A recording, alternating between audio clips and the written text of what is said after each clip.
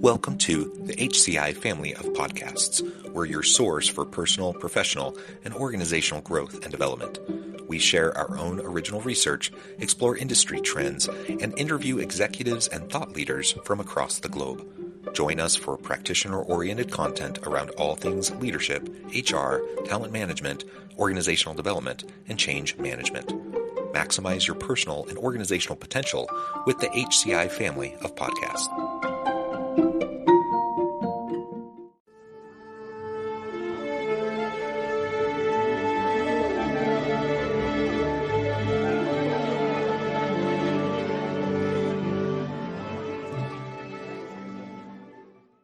Gary Cohen, welcome to the conversation today. Good morning. It's a pleasure to be with you. You're joining us from Colorado. I'm south of Salt Lake City in Utah. And today we're going to be talking about executive coaching and waving that leadership magic wand to help us accomplish everything we want to accomplish. Like in the words of Entrepreneurial Ventures, each offering unique lessons in leadership and business strategy. His first major entrepreneurial success was with ACI Telecentrics, a national company which he co-founded with Rich Diamond. They grew the company from a modest beginning to a workforce of over 2,200 employees and successfully took it public on NASDAQ. This experience, coupled with the challenges they faced, including the impactful decisions regarding business finances, offers practical insights into the complexities of entrepreneurial growth. And now Gary is doing a lot of really great coaching work as well. Gary, anything else you would like to highlight by way of your background or personal context before we just dive on in? No, that's a good overview. It felt like you've been eavesdropping on phone calls between me and prospective clients, because I actually ask a question like, if you were to wave a magic wand, where would you be 3 years from now? And it sets out the goal of the coaching experience. Well, yeah, I think the idea of this magic wand, of course, everyone knows that we don't have that, but it unlocks like these aspirational goals and the aspirational vision that people may have. Like, what do they really want? What do they desire? And what's the gap between where they're at and where they want to go? That's a really important thing to be able to establish with somebody, especially a coaching client, so that you then can start to put together, a plan and talk through what it's going to take and what it's going to look like to get from point A to point Z or M or D or whatever the case may be, however far they're trying to go. And so there is no magic wand, but there is intentionality. There is goal setting. There is planning and strategy involved that will help us to get there. And so in a sense, I suppose you could say those elements are that magic wand. Yeah. And there's also this interesting thing that happens, and it's about when a client comes in and says, this is what I imagine, this is the envisioned future. And these are the challenges that I face in those. What we find is those are kind of the end results. They're not what's underneath. And what we often find, I like that story of Beowulf, where these mercenaries were hired by the king or prince to save the town or the kingdom. And so Beowulf and his merry men come in and hunt down Gwendolyn, the beast, right? And they do it quite quickly. And then they're celebrating. And oops, they forgot about what gave birth to Gwendolyn, the mother, right? And so it's really the mother of those things that coaching needs to go after. The mother of the fears, the vulnerabilities, in order to help somebody become fully themselves and be transformed. Well, yeah. And another way to think about it is, the root causes, right? So you think about like the iceberg model. So often what people are focusing on is just that like 10, 20% above the surface of the water, when the vast majority of everything that's going on is below the surface, that 80 to 90%. And it's the 80 to 90% that you can't see directly that actually is going to be the more impactful stuff, the stuff that's really driving, in the case of something like the Titanic, this massive ship to sink. If you want to have a new direction in life, focusing just on the surface level stuff isn't going to get you there. You got to look at the root causes. You have to understand, like you said, what's the mother of the challenges that they're facing or the gaps they're experiencing. And if they want to get, to a certain place, you have to be able to address those core things. Otherwise, you're going to end up chasing your tail, trying to accomplish things and not understanding why you're not getting any traction. Yeah, I think you're right on. And we look at it at our organization that that transformation is the work because a lot of coaching is around behavioral change, which Yeah. is dealing with what's showing up at the surface. And yeah, sometimes that works, like a technical or a tool fix, like Yeah. a fun one that I've done before when somebody needs to learn to give gratitude to others. Put 10 coins in one pocket and move every time you do it, move one to the other. And by the Hmm. end of the day, you should move all 10 coins, right? Behavioral fix, but it doesn't get at the foundational thing about what's going on for this leader that they find it difficult to really show gratitude in their heart, right? And so it's much deeper work to go further down in the proverbial iceberg to Hmm. get to that work. Yeah. Sometimes another way I think of it is it can feel at least like the black hole of your soul. Like because it's a lot of deep work, like you said. There's usually not quick fixes to some of the things that people face. And a lot of times you can speak to the demographics generally of like your coaching clients, but a lot of times you're working with mid-level leadership on up who tend to be a little bit more advanced in their career, meaning, they're a little bit older, and they have a lifetime of experience, which also means they have a lifetime of baggage. And when you have a lifetime of baggage, there's a lot, in that, proverbial black hole of like trying to self-discovery, self-reflection, trying to understand where you're at, why you're at where you're at. And it takes unpacking, and there's no shortcuts for that. You just have to do the work. Otherwise, again, you're going to be kind of uh, consistently just chasing your tail, focusing on the surface level stuff. You've been around this territory before, haven't you? Just a little bit, yeah. Yeah. Um, I really like the adult development model Mm, put out by Keegan and Leahy. I learned it from both them and Jennifer Garvey Berger. And the idea is, what are you subject to, and how do you make those object, right? So how do I move something that I don't even know is embedded in me, which is what you're talking about. Over the years, you embed different stories, narratives, ideas, beliefs that you think are true yeah. because you've never tested them, right? Hmm. When you did what somebody told you to do, it worked. So why question it? But then what happens is you move up the organization, the level of complexity of your life changes. Yeah. There are no easy answers, right? It's not straightforward. And so when you make that move, some of these uh, ideas that you cemented into your being or that you're subject to no longer work, right? Hmm. And Hmm. so the work in the coaching is how do you move what you're subject to object? How do you not get triggered when somebody says something that you go, that's wrong? And then as a coach, you go, what's wrong about that? And the person goes, well, I have always believed that. Okay, so from the time you were born, you believe that. But how about now? What's going on for you? Does it actually work? And then you go out and test it and you go, it doesn't work so well. So how do Hmm. I go to object with it? So a story that I like to tell is someone I know loved their wife, didn't love their marriage. Mm. And it was because their belief about marriage was around uh, the church, the neighbors, their parents, their grandparents, all created this belief of what a marriage was. But there's over 1 billion marriages. So why this one over all others?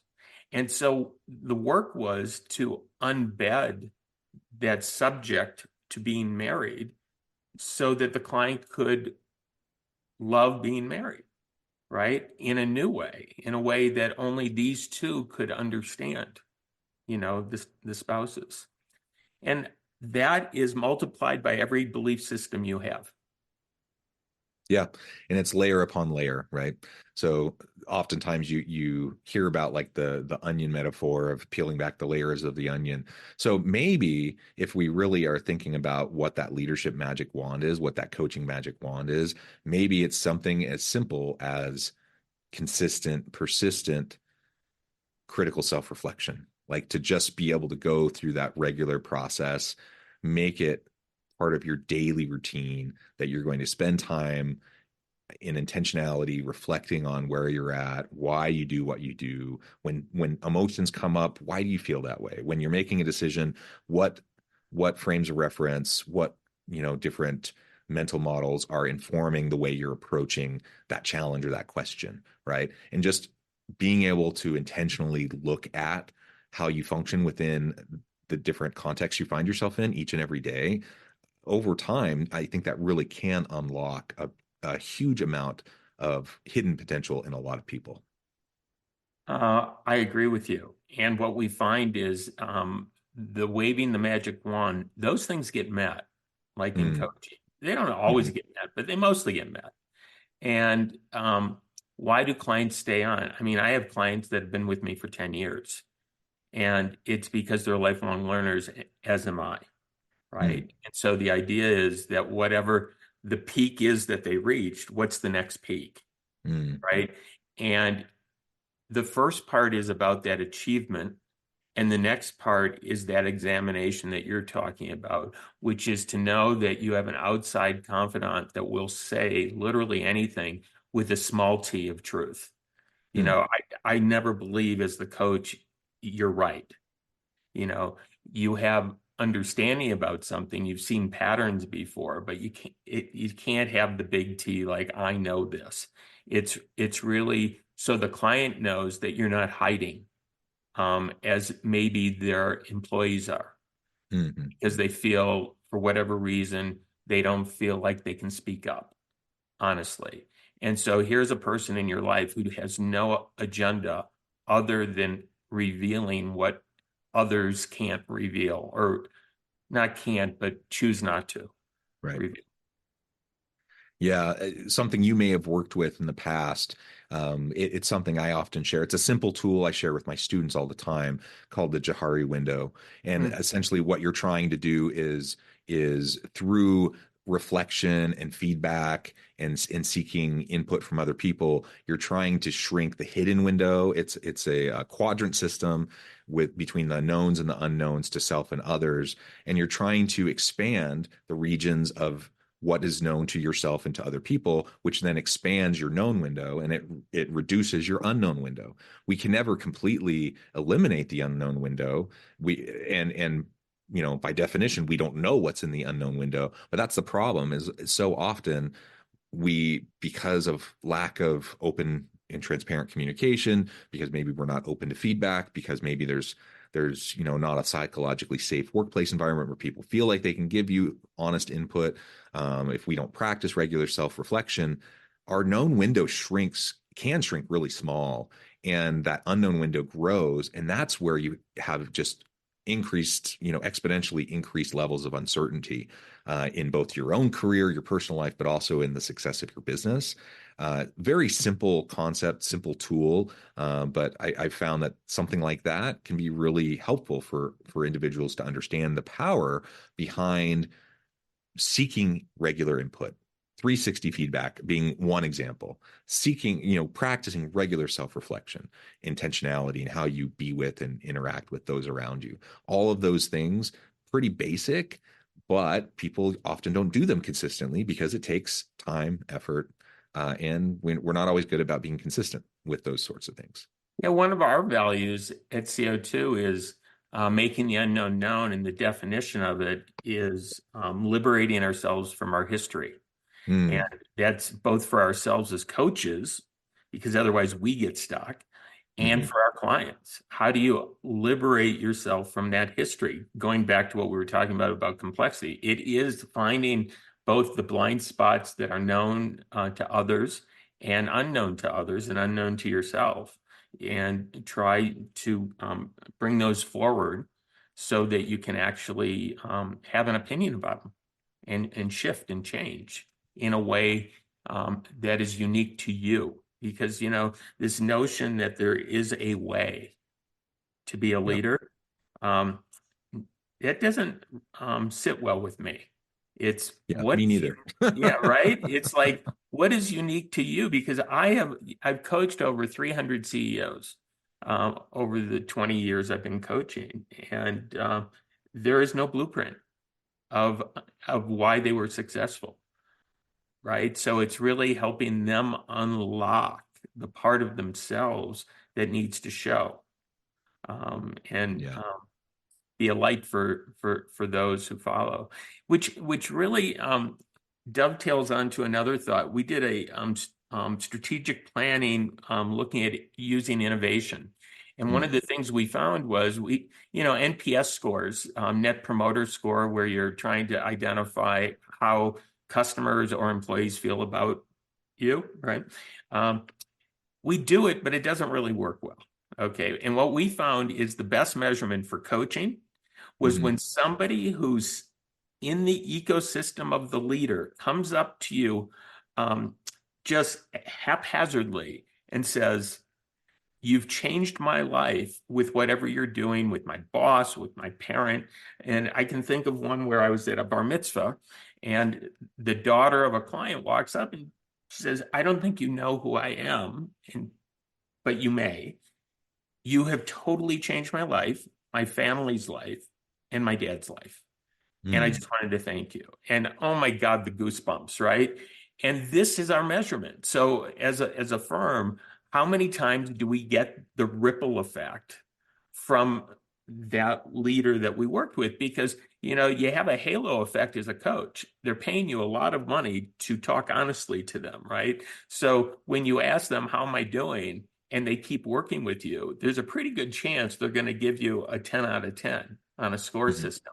But it Hmm. really doesn't tell you at all the ripple effect in the organization. Another one, it was a Fortune 100 uh, company in which the leader asked if I would do a presentation. I'm like, sure, I was honored, So we go out to Vegas, and I'm in the bathroom, and I'm cornered by three of this leader's people. And they're like, "Gary, you don't know us." Same thing, right? And okay, I know of you. Yes. And whatever you're doing, we know you can't say anything, but whatever you're doing, keep doing it. Just promise us you'll keep doing it, because there was such a dramatic change, right? And again, the goosebumps, right? Because that ripple that coaching has from the person that you're actually coaching to all the people who get affected by it. Yeah, I love that. I love focusing on the seeds that are planted, the ripples that are having a broader reach of impact. You've referred to this a few times already in our conversation, but maybe we can take a few minutes and just a little bit more explicitly talk about some of the patterns you're seeing, because you talked about like even having clients that have worked with you for 10 years. That's a long arc of development, right, for that individual. And you work with a lot of coaches or a lot of executives and leaders across a wide variety of organizations. What are some of the types of patterns you're seeing in terms of the challenges they're facing, the types of help they need, the guidance they're seeking, and anything else related to that that you think would be helpful to share? Yeah, so there was a gentleman by the name of Claire Graves who came up with spiral dynamics, Yeah. which was probably the best researched study on human behaviors as a group. And one of those patterns, one of those stages is called the achievist. Our clients are almost all achievists, at least when they begin with us. Mhm. They think that there is something out there for them to accomplish, that peak going after, right? And that somebody else may know the answer. They don't need to know the answer. They just need to know somebody does that can teach them how to do whatever that thing is that they're trying to do and accomplish. And, they're achievement oriented, they're strategic thinkers, they're competitive, they're rational, they're objectives. They don't mind people around them succeeding with them, as long as it's not at a cost of their not succeeding. And they're very self-reliant.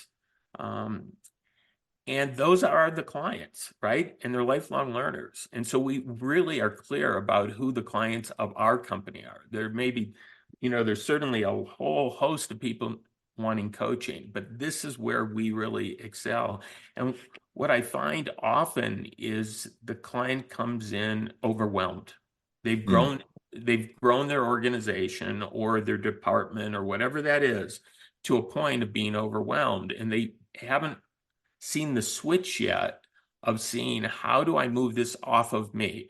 How do I realize the talent needs to be around and below me so that I don't have to work like that? And until that gets resolved, there is no other coaching piece to the formula, right? Because Mm. if somebody's in overwhelm and you say, here's a suggestion, or have you considered this, or what are you doing about this? It's another thing to do.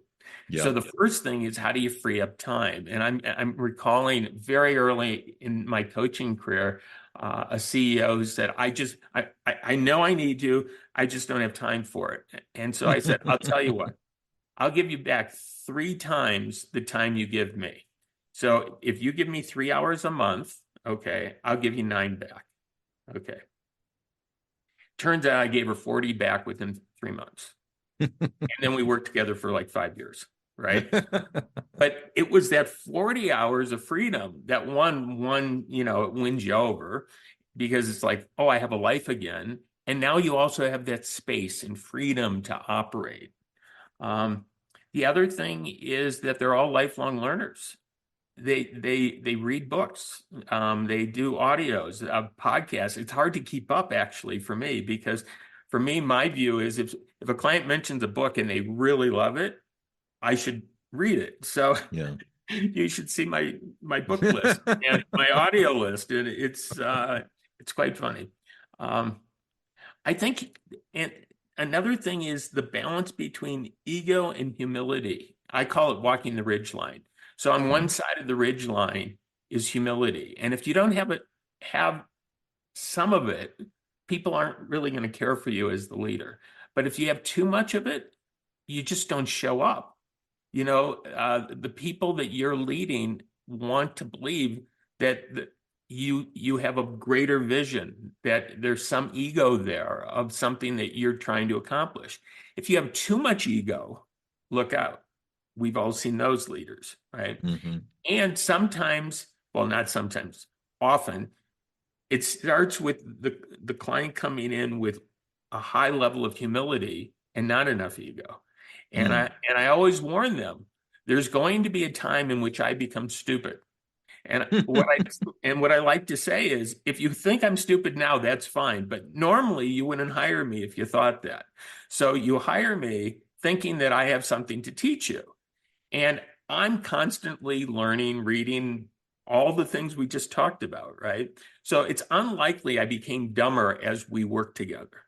But somehow, at some moment, everything I say is dumb. It won't work. You did it. You don't know what I'm going through. And that's when I know the ego has come in, Mm. right? And I say, when that happens, I will tell you. And sometimes when I tell them, I'm fired, right? And it's Yeah. part of the deal. And then you wait. One time I was fired 3 times in a meeting and then hired by the end, right? Because they did not like what I had to say.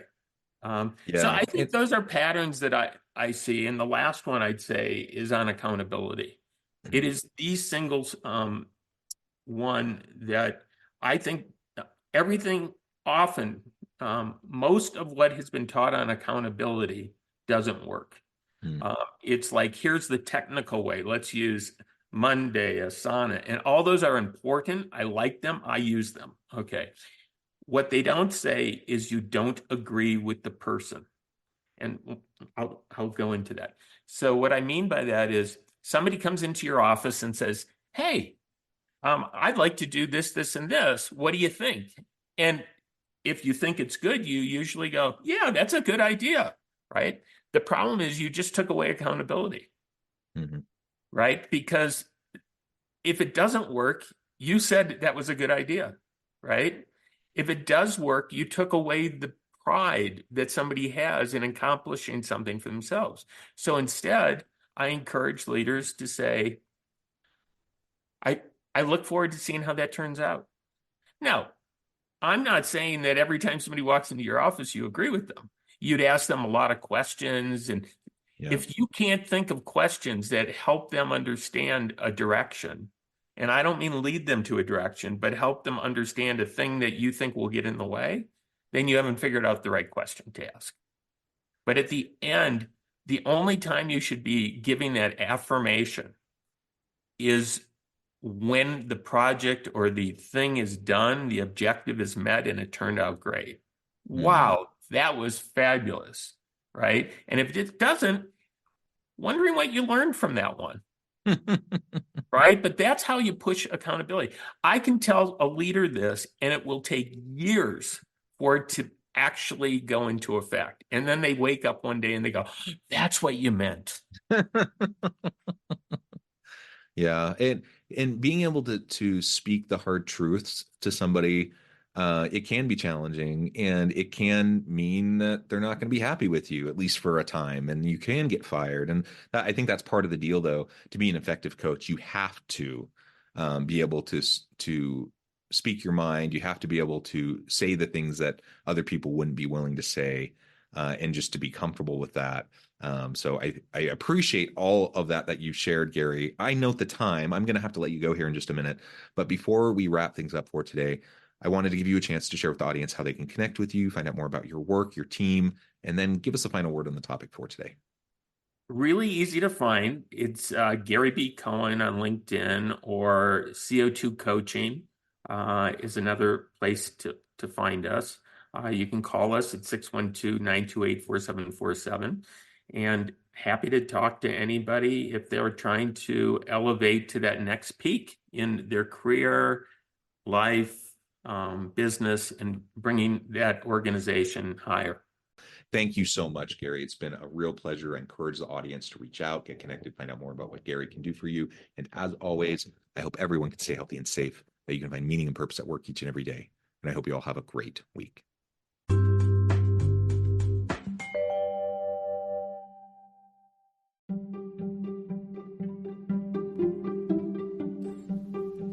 Thanks for joining us for this episode of the podcast. We hope you stay healthy and safe, and please join us again soon.